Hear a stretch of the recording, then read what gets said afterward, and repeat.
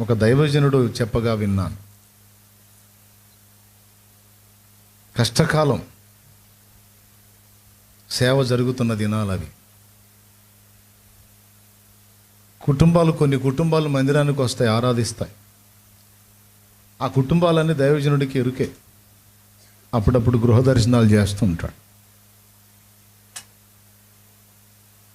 ఒక కుటుంబం 2-3 వారాల నుంచి మందిరానికి రాకపోతే వాళ్ళు ఎందుకు రావట్లేదు అని ఆయనకి డౌట్ వచ్చి, మరి ఏ కారణం చేత రావట్లేదో ఏమో అని వాళ్ళ ఇంటికి వెళ్ళాడు.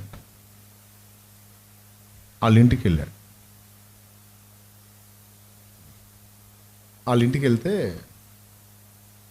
అన్నారా నా కూర్చోన్నాని కూర్చోబెట్టి ఆయనకి ఆతిథ్యం అంతా చేసి నీళ్ళు అవి ఇచ్చి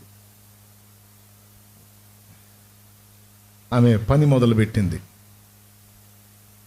పని మొదలుపెట్టి అన్నం చూసి అన్నం పొయ్యి మీద వేసేసింది.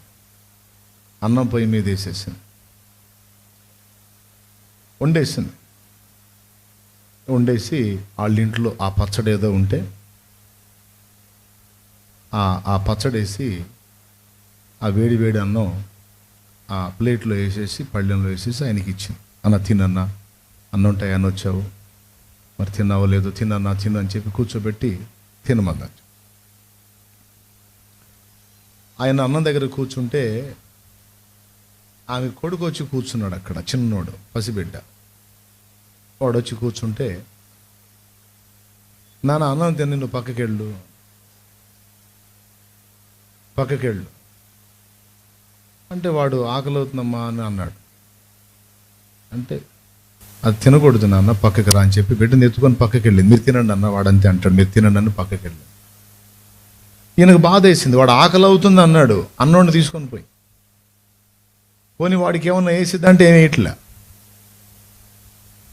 ఉన్నదంతా ఈయనకే వండింది, ఆయన ప్లేట్లోనే వేసింది, ఇంకా లేదు కూడా. అప్పుడు ఆయన, అమ్మ రాని అమ్మ తినని వాడిని కూడా తినని అమ్మ అన్నట్ట దైవజనుడు.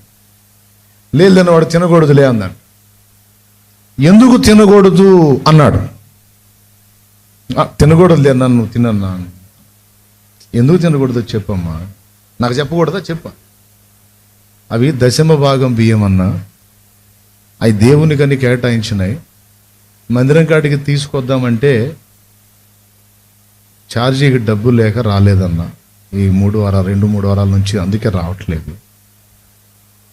ఇంట్లో కూడా ఏమీ లేదన్నా, అందుకే వాడు ఆకలితో వచ్చి నీ దగ్గర కూర్చున్నాడు.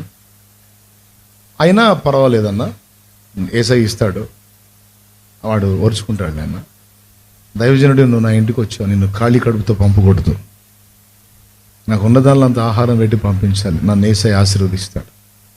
తినన్నా, అది దేవుని కొరకు కేటాయించింది, అది దైవజనుడు తినదగింది, మేము దాన్ని ముట్టకూడదన్నా. ఏడ్ చేశాడంట అక్కడే, ఏడ్ చేశాడు. ఇంత యథార్థత, ఇంత నమ్మకత్వం, ఇంత విశ్వాస్యత. కన్నీళ్లు పెట్టుకొని, సరేమ్మా 10వ భాగం మీ వండావు, నాకు కంచంలో పెట్టేశావు, ఇది నాది, దేవునికి చెందింది, ఇది నాది, బిడ్డకి పెట్టకూడదా అన్నాడు. అప్పుడు మౌనం అయిపోయి, రారా అని వాడిని పిలిచి, నాదే, నా దేవుడిది, నీకు ఇస్తున్నాను అని వాడిని కంచంలో పెడితే వాడు తిన్న తర్వాత అది కూడా తినలాగా తిన్నాడు. తినకపోతే బ్లెస్సింగ్ రా, ఏదో ఒక ముద్ద ముట్టి వాడికే కేటాయించి కన్నీళ్లతో నిలబడి ప్రార్థన చేశాడంట. నా బిడ్డలు పస్తులు ఉంటమేంది ప్రభువా, నా బిడ్డలు పస్తులు ఉంటమేంది ప్రభువా, నీ పిల్లలు కదా, నీ రక్తం ఇచ్చి కొనుక్కున్న నీ సొత్తు కదా, నా బిడ్డలకు పస్తులేంది ప్రభువా, నా బిడ్డలకు కరువేంది ప్రభువా, నా బిడ్డలకు దరిద్రత ఏంది ప్రభువా, ఆశీర్వాదానికి వారసుల్ని చేస్తానన్నావే, ఆశీర్వాదానికి వారసులుగా మిమ్మల్ని పిలిచానన్నావే, శాపానికి ఆస్పదంగా ఎందుకు చేశావయ్యా అని ఏడ్చాడు. ఆ బిడ్డలను ఆశీర్వదించా. ఇంకెన్నడూ ఈ పరిస్థితి బిడ్డలకి కలగకుండాను కాక నా బిడ్డలకి ఎప్పుడు సమృద్ధి ఉండేటట్టు చేస్తుంది. 10 మందికి పెట్టే స్తోమతి అని కన్నీళ్లు ధారాపాతంగా కారిపోతుంటే మనసారా ఆ తిన్న ముద్దకి ప్రార్థన చేసి వచ్చిన తర్వాత మరుసటి ఆదివారానికల్లా కుటుంబం కళకళలాడుతూ వచ్చేసారంట మందిరానికి. వచ్చేటప్పుడు డైరెక్ట్గా ఆయన దగ్గరకు వచ్చేసి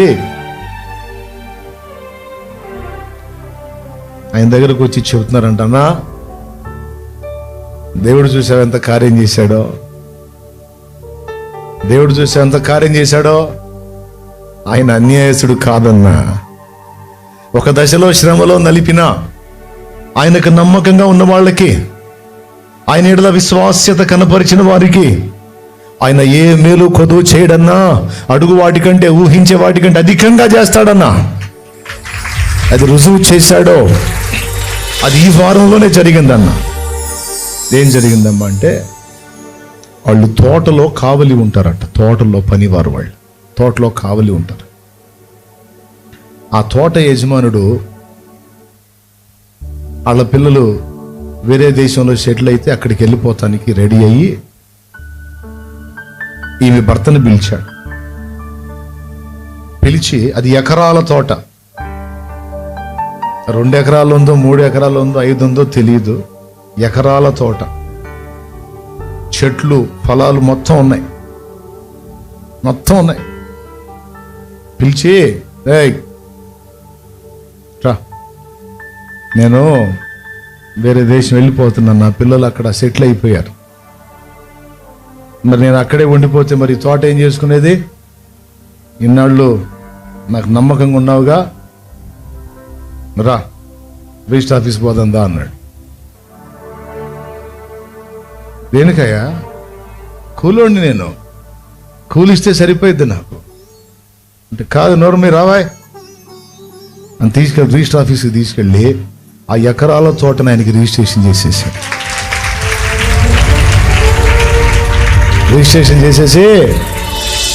పో తినిపో, బాగున్నాడు.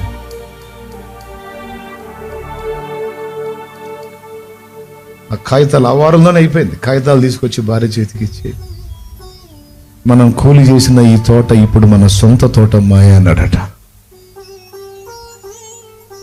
అక్కడే మోకాళ్ళు ఏడ్చి, పట్టెడు అన్నం దగ్గర నమ్మకంగా నేనున్నా. నా విశ్వాస్యత నేను ఇంత చూపిస్తే, నా నమ్మకత్వాన్ని నేను ఇంత చూపిస్తే, నీ నమ్మకత్వాన్ని ఇంతగా చూపించావా ప్రభువా అని దేవునికి కృతజ్ఞతలు చెప్పి మహిమపరిచి వచ్చి సాక్ష్యం ఇచ్చింది. ఇది యథార్థ సంఘటన అని సదరు దైవజనుడు చెప్పాడు. ఇది మీకెందుకు చెబుతున్నానంటే, దేవుడు ఖచ్చితంగా చూస్తాడు నాన్న. నువ్వు సేవకుడు అయినా, విశ్వాసివైనా, నువ్వు పరిచారకుడు అయినా, పరిచారకురాలివైనా, నువ్వు ఎవరివైనా, నీకున్న కొంచెంలో నువ్వు ఎంత నమ్మకంగా ఉన్నావో, నీ విశ్వాస్యత ఏమిటో ఆయన చూసి, నువ్వు ఇంత నమ్మకత్వాన్ని ప్రదర్శిస్తే ఆయన నమ్మకత్వం ఎంత ఉంటుందో చూపిస్తాడు నీకు. శ్రమలో నమ్మకత్వం